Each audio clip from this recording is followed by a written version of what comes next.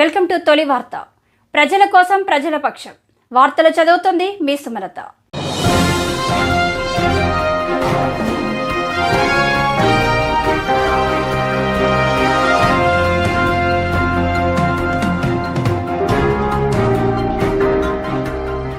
Monday వేసవిలో చల్లదనాల రుచులు ఆస్వాదించండి సింకో మోడ్రన్ బేకర్స్ ద్వారా. ఈ వేసవిలో చల్లని వివిధ రకాల రుచులతో కూడిన లస్సీలను ఆస్వాదించండి మా బేకర్స్ లో. రుచికరమైన matka lassi, plain lassi, dry fruits with ice cream lassi, అంతేకాకుండా mango malai delight, Africa delight, లచ్చి మలై, మిక్సీ ఫ్రూట్ సలాడ్ మరియు ఆల్ మోసోటోస్ వంటి చల్లని నేచురల్ డ్రింక్స్ తో వేసవి తాపం నుండి బయటపడండి. సింకో మోడ్రన్ బేకర్స్ స్థాపించి 50 సంవత్సరాలు పూర్తి చేసుకున్న సందర్భంగా మా కస్టమర్లకు ప్రత్యేక ఆఫర్స్. 4 ఏప్రిల్ నుంచి 14 ఏప్రిల్ వరకు ఒక లార్జ్ లస్సీ కొంటే మరొక లార్జ్ లస్సీ ఉచితం. అంతేకాక పిజ్జా, బర్గర్ మరియు లైవ్ డౌగ్ పిజ్జా ఒకటి కొంటే మరొకటి ఉచితం. త్వరపడండి, మా డెలివరీ పార్ట్నర్ స్విగ్గీ మరియు జొమాటోలో ఇప్పుడే ఆర్డర్ చేయండి. మరిన్ని వివరాలకు సంప్రదించండి సింకో modern bakers, municipal town hall ఎదురుగా, క్లాక్ టవర్, మహబూబ్ నగర్. మా ఫోన్ నెంబర్ 7993996577 9440465652. తెలంగాణ ప్రజల్ని ఇక్కడ ఎంత మోసం చేశారు బీఆర్ఎస్ పార్టీ ప్రభుత్వం. మన దేశ చరిత్రలో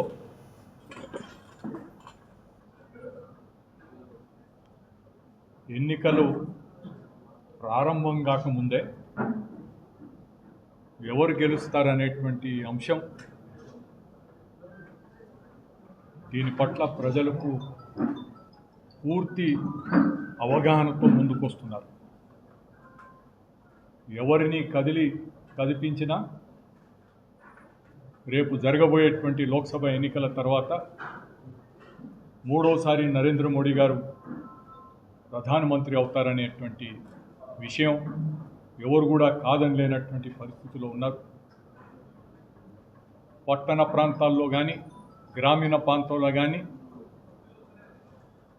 చిన్నవారి దగ్గర నుంచి పండు ముసలివారి వరకు ఎవరికి ఓటేస్తారంటే మోడీ అనేటువంటి వారి మాట ప్రతి ఒక్కరి నోట వస్తుంది. ఇది ఇక్కడే కాకుండా దేశమంతా కూడా ఈ విధంగా ఉన్నటువంటి నేపథ్యంలో కాంగ్రెస్ పార్టీ ఇటీవల ఎన్నికల్లో ఇచ్చినటువంటి 6 గ్యారంటీల విషయానికి వస్తే, కొంత బీజేపీ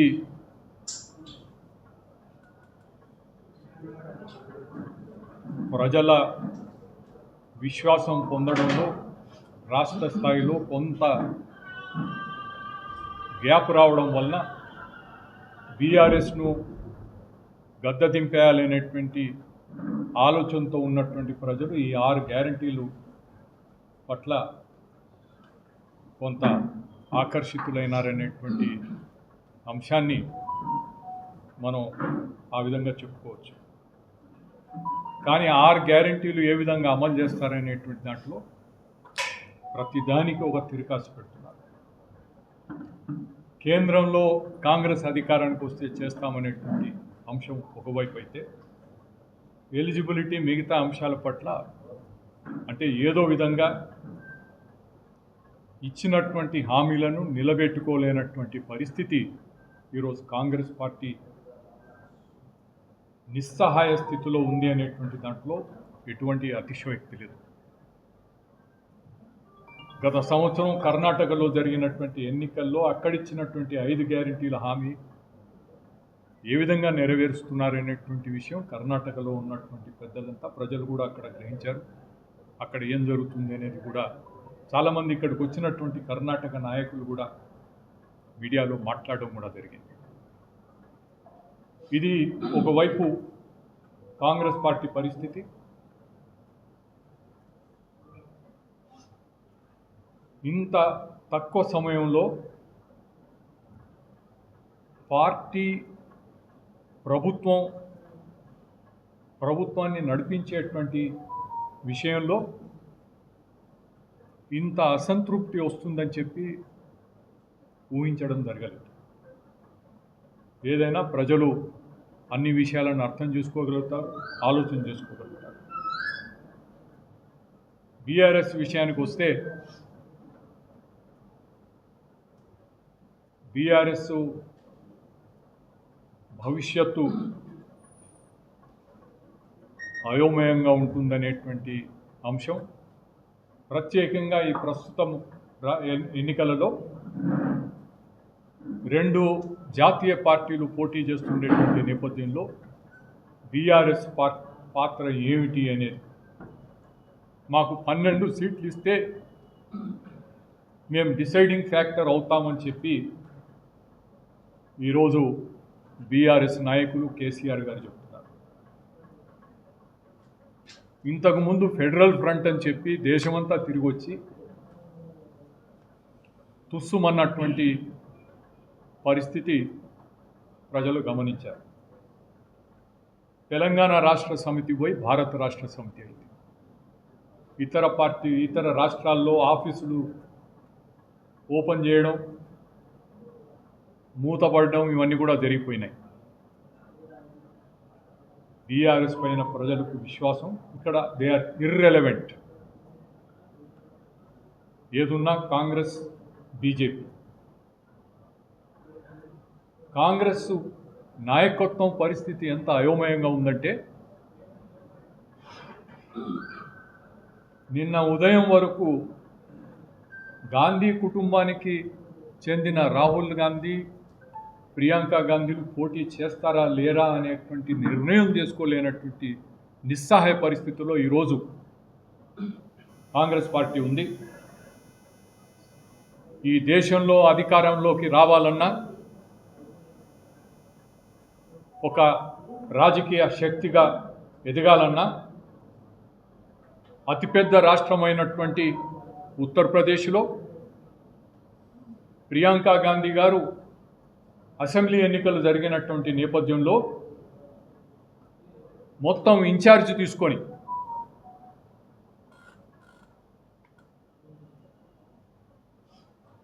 403 సీట్లు ఉండేటువంటి ఉత్తరప్రదేశ్లో కాంగ్రెస్ పార్టీకి కేవలం 2 సీట్లు దక్కడం, అది ప్రియాంక గాంధీ గారి నాయకత్వ పటిమ, ప్రజలు కాంగ్రెస్ పార్టీ పైన, గాంధీ కుటుంబం పైన ఉన్నటువంటి విశ్వాసం ఎంత సన్నగిల్లింది అని చెప్పడానికి ఇంతకన్నా వేరే మనకు ఉదాహరణలు అవసరం లేదు. కాంగ్రెస్ వాయనాడులో అక్కడ ఓడిపోతారని ఇప్పుడు ఇక్కడ నామినేషన్ వేసి ప్రజల్ని మోసం చేసేటువంటి విధంగా రాహుల్ గాంధీ గారు చేసినటువంటిది అక్కడ ఉండే రాయబరేలీ ప్రజలు అది తెలుసుకుంటారు. ఇటువంటి కాంగ్రెస్ పార్టీ ప్రజలకు విశ్వాసం కలిగించలేనటువంటి నాయకత్వం, అన్ని పార్టీలు కలిసి వచ్చి మేమంతా కలిసి బీజేపీని ఓడిస్తామని చెప్పి వాళ్ళు పగటి కళ్ళలు కనడం, ప్రజలు దీన్ని సహించరు. నరేంద్ర మోడీ గారి నాయకత్వంతో, ఆయన నాయకత్వం ఈరోజు ప్రపంచంలో మన దేశాన్ని ఒక గొప్ప శక్తిగా తీర్చిదిద్దనేటువంటి దాంట్లో ఎవరు కూడా కాదనేటువంటి పరిస్థితి లేదు. ప్రపంచ దేశాల్లో భారతదేశం గౌరవం ఎంత పెరిగిందంటే మనందరం కూడా గర్వపడేటువంటి విధంగా నరేంద్ర మోడీ గారు ఈ దేశాన్ని, దేశ భవిష్యత్తును తీర్చిదిద్దడం జరిగింది. ప్రపంచమంతా ఆర్థికంగా చితికిపోయి ఆర్థిక వ్యవస్థ సరిగా పనిచేయకుండా ఉండేటువంటి నేపథ్యంలో భారతదేశం ఆదర్శంగా అన్ని ఒడిదుడుకులను తట్టుకొని కరోనా వచ్చినా, ఇంకా ఇతరత్ర ఇబ్బందులు వచ్చినా, ప్రపంచంలో అనేక ప్రాంతాల్లో యుద్ధాలు జరుగుతున్నా మన ఆర్థిక వ్యవస్థ మాత్రం ముందుకు కొనసాగుతుందంటే ఇది కేవలం నరేంద్ర మోడీ గారి దూరదృష్టి, ఆయనకు ఉండేటువంటి ఆలోచనకు దేశాన్ని ఒక బ్రహ్మాండమైనటువంటి ఆర్థిక శక్తిగా తీర్చిదిద్దుతానని చెప్పినటువంటి మాట ఏమాత్రం తూచా తప్పకుండా 11వ నంబర్లో ఉన్నటువంటి మన ఆర్థిక వ్యవస్థ 5వ నంబర్కి వచ్చింది. రానున్నటువంటి 3 సంవత్సరాల్లో ఇది 3వ నంబర్కి ప్రపంచంలో 3వ అతిపెద్ద ఆర్థిక శక్తిగా తీర్చిదిద్దడంలో నరేంద్ర మోడీ గారు పూర్తిగా నిమగ్నమై ఉన్నారు. అంతేకాకుండా 2047 అంటే దేశం స్వాతంత్రం సాధించి 100 సంవత్సరాలు పూర్తి అయ్యేటువంటి సమయానికి అన్ని విధాలా అభివృద్ధి చెందినటువంటి వికసిత్ భారత్గా మన దేశాన్ని తీర్చిదిద్దాలంటే ఈరోజు దేశ ప్రజలంతా కూడా ఇలాంటి ప్రభుత్వం కావాలని కోరుకుంటున్నారు. ఒక సమయంలో మనకు అనేక విధాలుగా ఇబ్బందులు పెడుతున్నటువంటి పాకిస్తాన్ టెర్రరిజంని ప్రోత్సహిస్తూ ఇక్కడ అనేకమైనటువంటి కార్యకలాపాలకు ప్రోత్సహించినటువంటి పాకిస్తాన్ ఈరోజు అక్కడ ఉండేటువంటి పరిస్థితి ఏ విధంగా ఉంది అనేది చూస్తే ఇది కేవలం నరేంద్ర మోడీ గారి నాయకత్వం, ఒక డిసైసివ్ లీడర్షిప్. మీరు ఏదైనా చేస్తే చూస్తూ ఊరుకోమనేటువంటి మాట చెప్పినటువంటి నేపథ్యంలో ఈండ్ కా జవాబ్ పత్తర్ సే దేంగే అనేటువంటి మాట ఏదైతే ఉందో ఆ విధంగా చేసినటువంటి వ్యవహారం మన వైపు కన్నెత్తి చూడడానికి కూడా ఎంతో ఆలోచన చేయాల్సినటువంటి పరిస్థితి ఈరోజు ఈ విధంగా ఉందంటే ఇది కేవలం నరేంద్ర మోడీ గారి నాయకత్వం. ఇవన్నీ కూడా ప్రజల్లో అవగాహన చాలా ఉంది. మనం బలంగా ఉండాలంటే, ఒక గొప్ప శక్తిగా ఎదగాలంటే మనకు భారతీయ జనతా పార్టీ ప్రభుత్వం కావాలి, నరేంద్ర మోడీ గారి నాయకత్వం కావాలి అనేది ఈ విధంగా ఉన్నటువంటి నేపథ్యం ఇది. నేను ఇక్కడికి వచ్చినప్పుడు చూశాను, ఇక్కడ అరుణమ్మ గారి హామీ, మోడీ గ్యారంటీ అనేక అంశాలు ఏ విధంగా మహబూబ్ నగర్ని అభివృద్ధి పథంలో ముందుకు తీసుకెళ్లాలనేటువంటిది ఒక పూర్తి విజన్తో, మంచి ఆలోచనతో ప్రజల ముందుకు అరుణమ్మ గారు ఈ ఎన్నికల ద్వారా రావడం జరుగుతుంది. మోడీ గ్యారంటీ అంటే ఇది కేవలం మాటలతో జరిగేది కాదు, చెప్పిందంతా కూడా చేసి చూపించినటువంటి ఘనత వారికి ఉంది.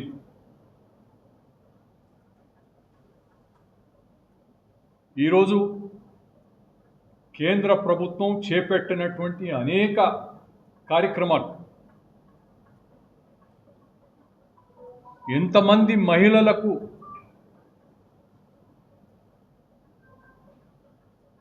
టాయిలెట్స్ నిర్మాణం చేసి ఇచ్చారు. దేశం అంతా కూడా చూసుకుంటే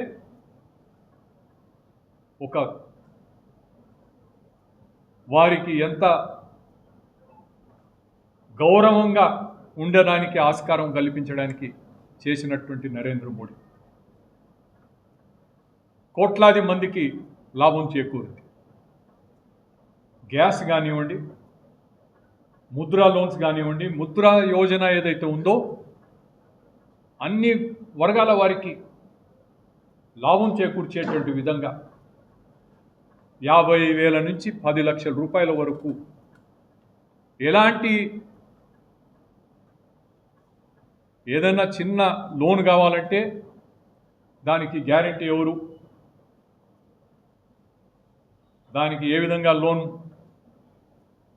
ఇవ్వాలని చెప్పి ఆలోచన చేస్తుంటే వారందరికీ ఎలాంటి గ్యారెంటీ లేకుండా 50,000 నుంచి 10 లక్షల రూపాయల వరకు లోన్ తీసుకునేటువంటి సదుపాయం ఉంది. సొంత కాళ్ళపైన నిలబడి వారి జీవితాలను వారే చక్కదిద్దుకోవాలనుకునేటువంటి వారికి ఒక బ్రహ్మాండమైనటువంటి ప్రోత్సాహకరంగా ఈ స్కీమ్ పనిచేస్తుంది. కోట్లాది మంది ఈరోజు దేశవ్యాప్తంగా ఇలాంటి స్కీమ్ ద్వారా ఎంతో లాభపడినటువంటి చాలామంది ఉన్నారు, కోట్లాది మంది ఉన్నారు.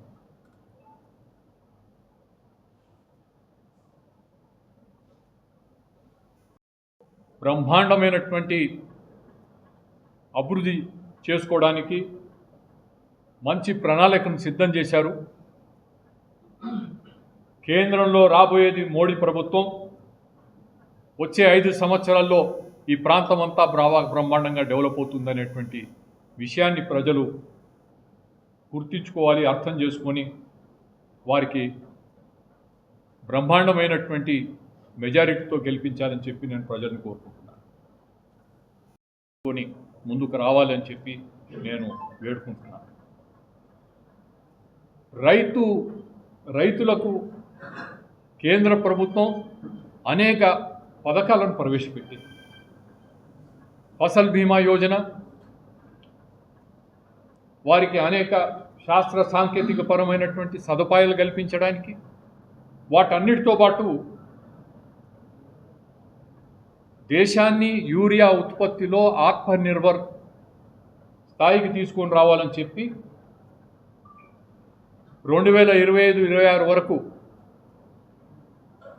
బయట నుండి ఇంపోర్ట్ చేసుకోకుండా మన దేశంలోనే యూరియా ఉత్పత్తి చేసుకుంటే రైతులకు ఎలాంటి ఇబ్బంది లేకుండా ఉండాలని చెప్పి కాంగ్రెస్ హయాంలో మూతపడిపోయినటువంటి రామగుండం ఫర్టిలైజర్ ప్లాంట్ని మోడీ గారు పునఃప్రారంభించి ఈ యూరియా ఆత్మనిర్భరత భాగంగా దాన్ని ఒక ఏర్పాటు చేసింది మనకు తెలిసినటువంటిది.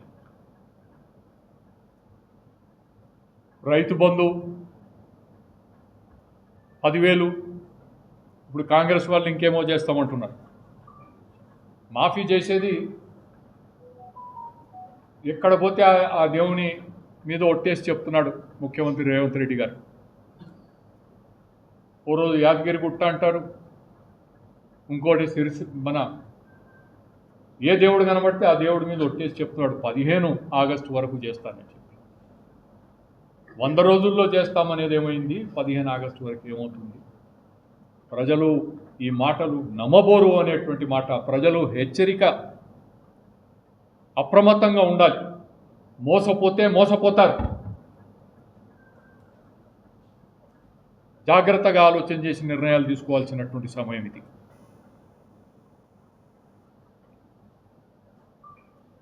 రైతు ఫర్టిలైజర్ యూరియా బస్తా కొన్నప్పుడు బస్తా మీద ప్రింట్ అయి ఉంటుంది కేంద్ర ప్రభుత్వం ఇచ్చేటువంటి సబ్సిడీ 2,135 రూపాయల 50 పైసలు. అదేవిధంగా డిఏపి కొనేటప్పుడు ఆ బస్తా మీద కూడా ప్రింట్ అయి ఉంది 2,450 రూపాయల కేంద్ర ప్రభుత్వ సబ్సిడీ ఉంది.